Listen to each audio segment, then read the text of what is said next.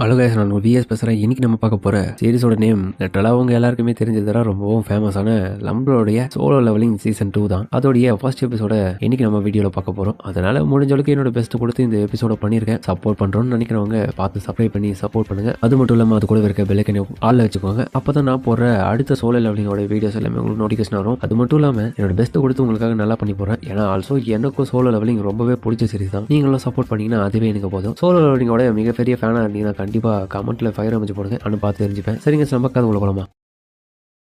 இப்போ ஹீரோவோ வீட்டில் நல்லா தூங்கிட்டு இருக்க. கொஞ்ச நேரம் இருடி, நல்லா தூங்கிக்கிறேன், டயர்ட் ஆகுது.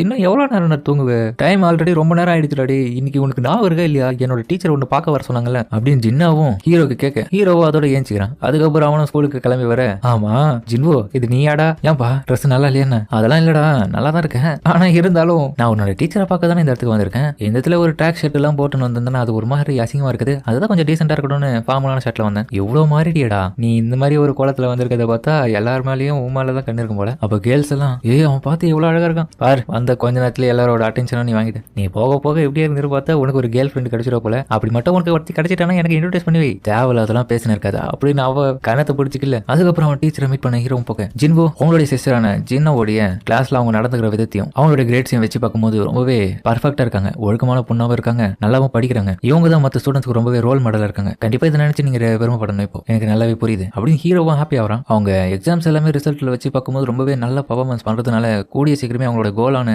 மெடிக்கல் ஸ்கூல்ல படிக்க வேண்டிய அந்த குவாலிஃபிகேஷன் அச்சீவ்மெண்ட் பண்ணிடுவாங்கன்னு நினைக்கிறோம். அதனால வீட்டில் எந்த விதமான ப்ரெஷரும் கொடுக்காதீங்க. அடிஷனலா அவருக்கு நல்லா புரிஞ்சுது. இறந்த எல்லாத்தையும் நாங்கள் சொல்லிட்டு இருந்தாலும் முக்கியமா கடைசியா ஒரு விஷயம் சொல்லிடுறேன். என்னது? ஜின்னாவும் ஒரு அண்டருக்கு உரித்தான ஒரு அவைக்கு நீங்க பெற்றுட்டாங்க. அதனால நீங்க ஒரு அண்டரா தொடர்றதுக்கு அனுமதிப்பீங்களா? இதை கேட்டு இருப்போம். வாய்ப்பே இல்லை. நல்லதா போச்சு. நான் ஏன் உங்ககிட்ட கேட்க மாட்டேன். நல்லவே நீங்க ஒத்துக்காதது நல்லது. அவன் நல்லா படிக்கட்டும். அதுக்கப்புறம் ஈவினிங்ல கிளம்பி நம்ம ஜின்னாவோட ஃப்ரெண்டை பார்க்க தான் வந்திருக்கான். நீ அந்த என்ன இங்க நடக்குது இப்போ ஆச்சு என்ன ரெகக்னைஸ் பண்ண முடியுதா அப்படின்னு அவனோட தங்கச்சி கூட இருக்கிற போட்டோ காமிக்க, நான் தான் ஜின்னாவோட பிரதர்.